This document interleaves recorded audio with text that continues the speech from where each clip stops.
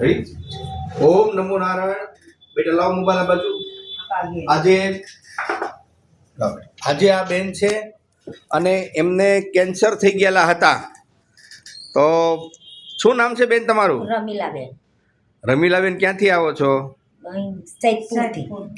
શહીદપુર ક્યાં આવ્યું? રાસ નજીક. અચ્છા, હવે તમને શું તકલીફ હતી બેન?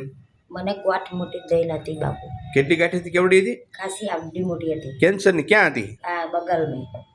પછી તમારી દવા શરૂ કરી ત્યારથી મને ગાંઠ વાગરી ગયા. આ 10મી વખતની દવા છે. હાવ મટી ગઈ ગાંઠ? રેડી થઈ ગયું? બહુ રેડી થઈ ગયું. તો તમે ખેરાડો આવતા ને? હા, ખેડારો.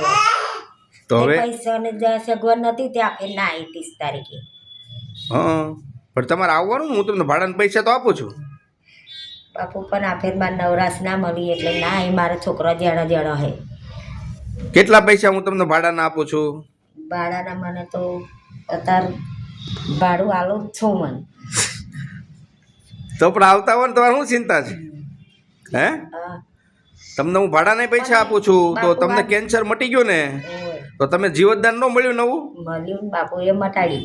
હે, તો તમને નવું જીવતદાન મળ્યું ને? ઓય. તો તમે બીજા દર્દીઓને કહેજો. આ બીજા દર્દીઓ લઈને જ આવું છું બાપુ. હે, તો બસ બીજા દર્દીઓને કહેવાનું કે મને કેન્સર હતું અને બાપુએ કેન્સર મટાડી દીધું, એક પણ પ્રકારનો ખર્ચ વિના. ગાંઠના તમને ભાડાના પણ દઈએ છીએ, માટે તમે દર્દીઓને મારા સુધી પહોંચાડો બેન. હા.